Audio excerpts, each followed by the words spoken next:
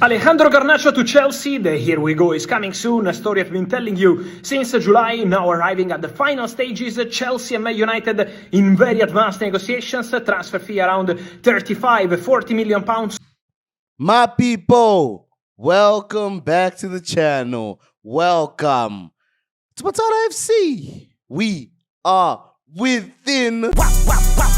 Are we ready to have Alejandro Garnacho? To have him within? To embrace him at Stamford Bridge? Are we ready? Are we ready for him to wear the royal blue of Chelsea? To have him in the locker room of world champions? Welcoming the likes of Esteval Willian was a breeze. It was easy. A breath of fresh air, if anything. Welcoming a Red Devil, a former Red Devil in Alejandro Garnacho, a player that United fans will actually say was groomed through Carrington, through the academy. For him to be so persistent to join Chelsea, for him to persevere, reject bids from Germany, reject bids from Saudi, just to join the world champions. The age makes sense. That's the business Chelsea do right now.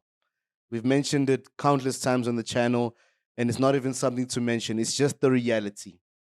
21-year-old, welcome to Chelsea in advance.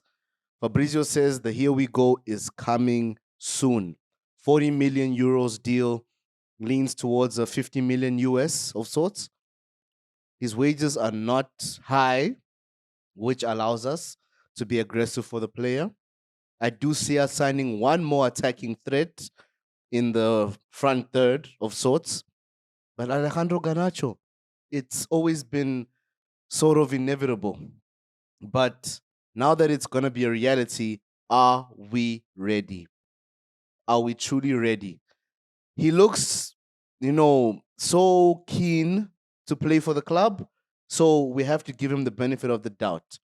You look at his social media misbehavior and his mishaps online, and it might leave you paranoid. Does he bring that energy to Chelsea? We've spoken on this on the channel.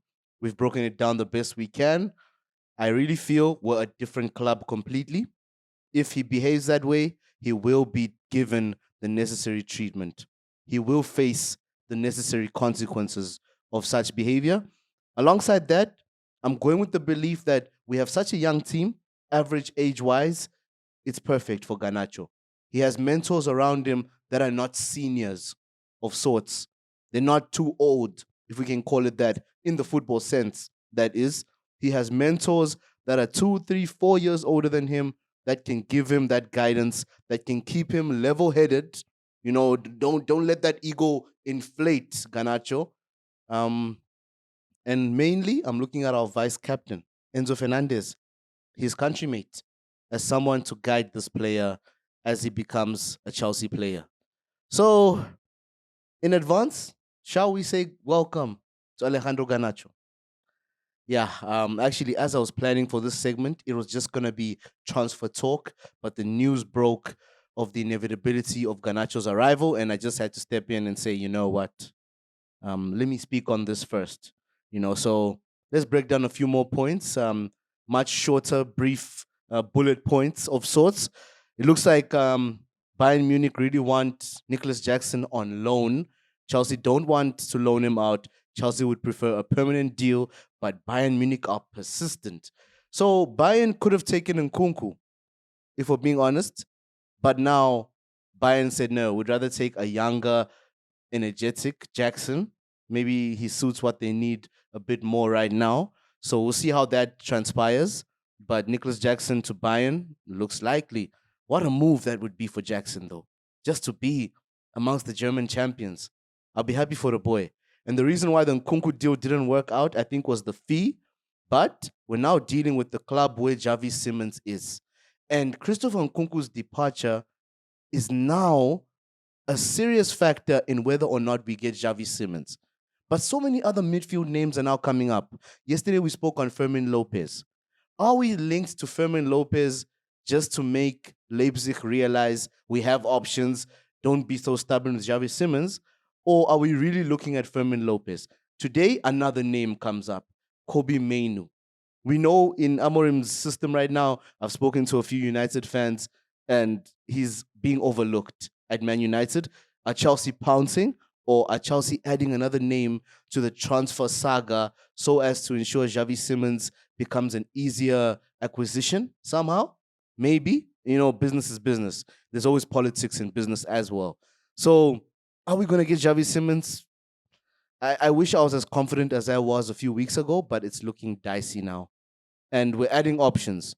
As much as you may not be deliberate about getting those options, they are options and they're out there in the market. If Kobe Mainu remains out of the picture for Man United, let's say he doesn't start against Burnley, might not even start tonight in the Carabao Cup game, who's to say he won't really want to leave Man United? And then we have to maybe become a bit aggressive, maybe get a double swoop from Old Trafford in Garnacho and Mainu. But I would still prefer Xavi Simons overall, guys. He's perfect for what we're trying to do, and I would still like him to join, if I'm being brutally honest. So those are the talking points in terms of possible arrivals and departures. We've spoken on Kunku and Nicholas Jackson. Tyreek George, apparently Roma have inquired, so maybe he goes to Italy. George does want minutes. I understand George's situation hurts that we can't guarantee him those minutes at Chelsea where he wants to be, but for the player's development, we can't promise him anything. And Maresca can't do that either. His minutes will be as limited as they were last season, so he would want to upgrade himself, get more minutes in his career, build a name for himself. So maybe we send him out on loan. Let's work on a loan. For Jackson, we don't want a loan, but for the likes of Tyreek George, let's get a loan. You get me? Last two, definitely Raheem Sterling and Ben Chilwell. Still no news. No news there. Nothing. So we don't know what's happening there. I'm waiting for Saudi, guys. Personally, what do you guys think? Saudi needs to just reach out. Get Sterling, bruv. Come on. But it's looking like no one's really serious about either of them. They are on high wages, senior players, very senior players. I think Ben Chilwell's already 30. If not, he's about to be 30. Same with Raheem Sterling. So if we're talking about Chelsea players, they are the oldest of the bunch, if anything. So tricky. And the wages, of course. So there's that to consider, guys. But yeah, main talking point of the day, Ghana, Alejandro Garnacho. Let me know your thoughts, guys. Do you think he can shine at Chelsea? We better be hoping so. And he better be keen to prove to us as fans he's actually effective. His directness should show in this Maresca ball. Looks like he's coming, guys. You get me? Let's get it, y'all.